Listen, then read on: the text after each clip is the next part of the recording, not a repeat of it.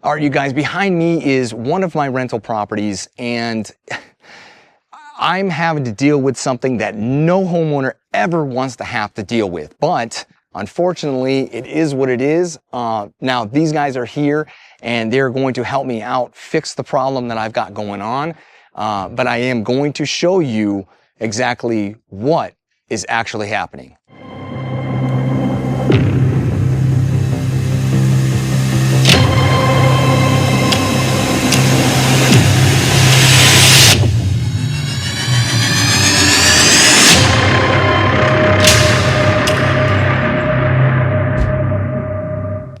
All right, you guys, so what the heck is actually happening? Why do I have these guys out here?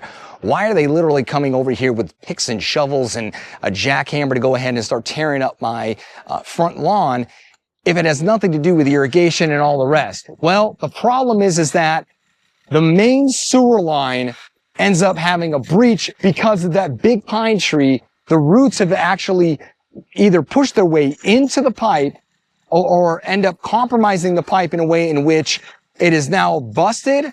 I have every time, almost annually, I've got a backup and to where I need a plumber to come in and snake the thing. And I'm just like, you know what? No, this has happened way too many times. Let's get a plumber in here with a camera. They feed it in and they tell you exactly what's happening. Once this guy did that, he said, dude, you've got a busted pipe and it now has to end up being repaired. So this is why these guys are here. Okay, so what these guys are doing is they're digging a trench to expose the existing pipe so that they can go and actually find where it's broken, cut it, and replace it.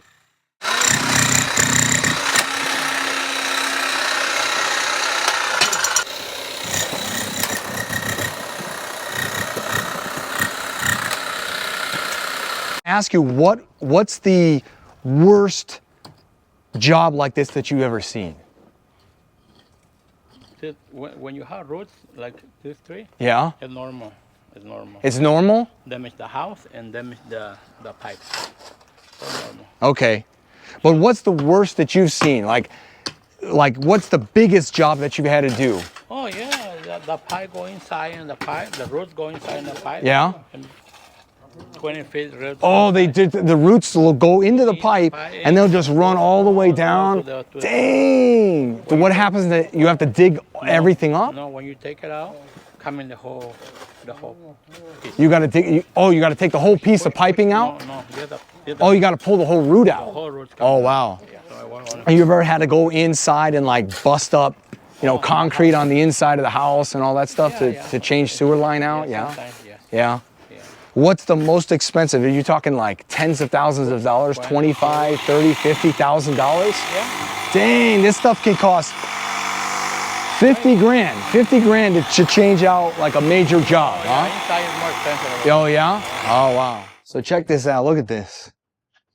A massive root in here that was definitely probably causing some issues, but yeah.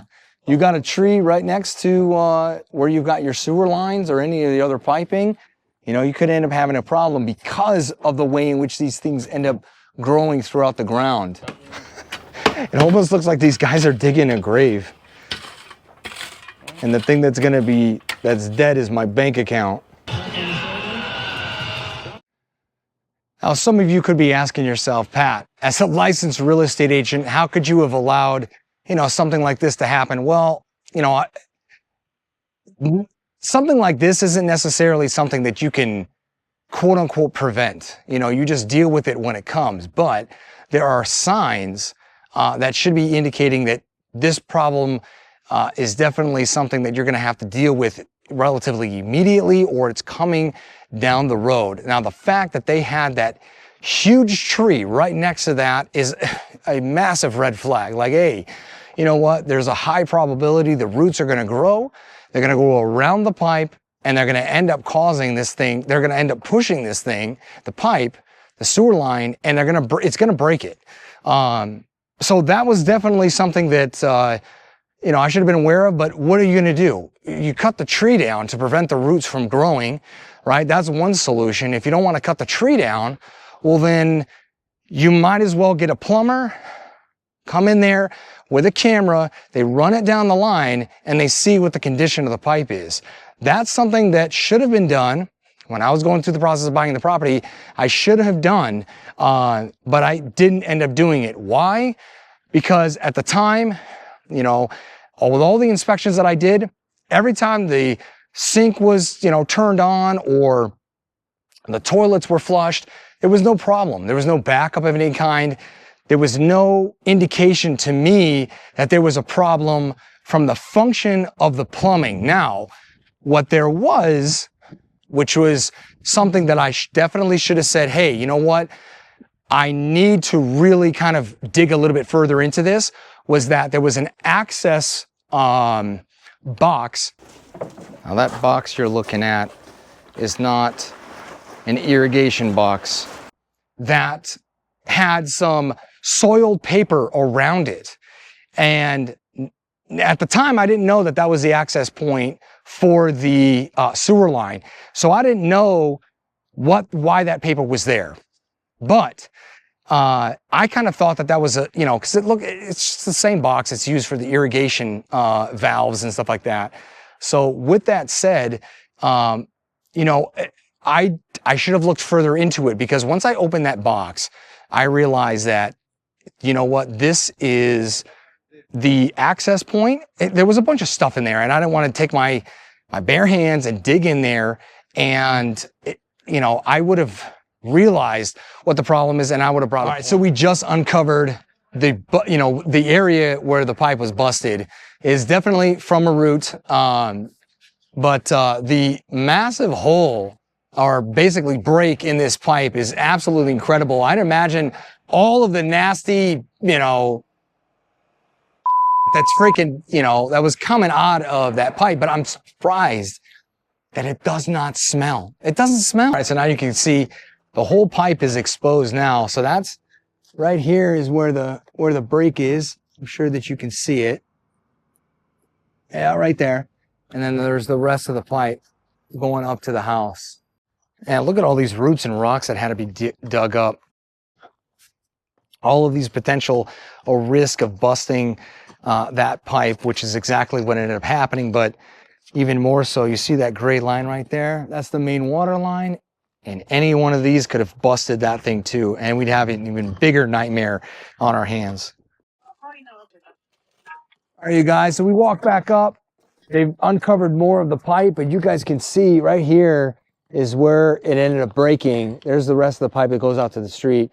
Apparently that goes to nothing, but yeah, no, these guys ended up, so you see that right there? That's part of the roots that was actually in the pipe. That's insane. A few moments later.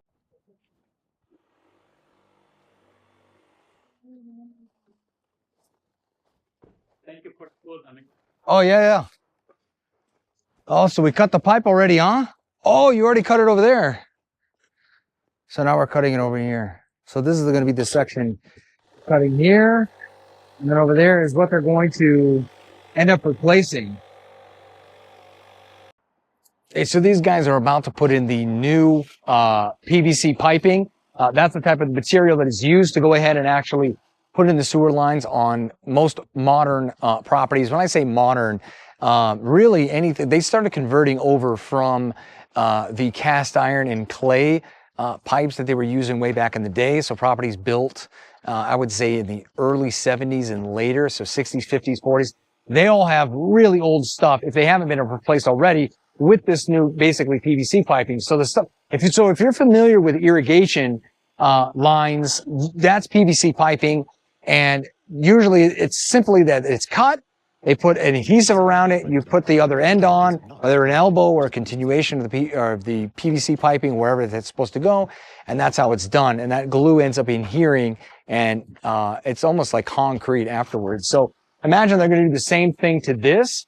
We shall see. But yeah, caution to any of you who have property that is built in the 60s and 50s and the 40s. I would imagine by now you probably end up having a new sewer line or a newer sewer line that you have this type of material, because otherwise that cast iron and that clay just disintegrates over time. So kind of be mindful if you've got a property like that.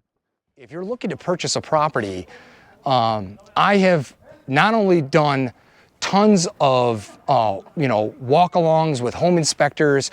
I've seen every aspect of potential problems with a property, and I know what to look for. So if you're looking for a real estate agent that's going to end up looking out for you by when we go to view property, I am looking for stuff that you may not be aware of, that you may not be paying attention to, but I got your back. I am looking for those things. I'm looking out to say, hey, guess what? That's a potential red flag. We should probably end up bringing in an electrician, a plumber, a roofer, whatever it needs to be, whoever we need to contact, I'm gonna let you know, say, hey, this is a red flag. So if you're looking for a real estate agent that's got your back, like I just talked about, please end up giving me a call. So if you're in Las Vegas, or in North Las Vegas, or Henderson, or even Pahrump, and you're looking to purchase a property, please end up giving me a call. Yeah, these guys are busting their butt. We're here late. The sun's already gone down. Well, bye.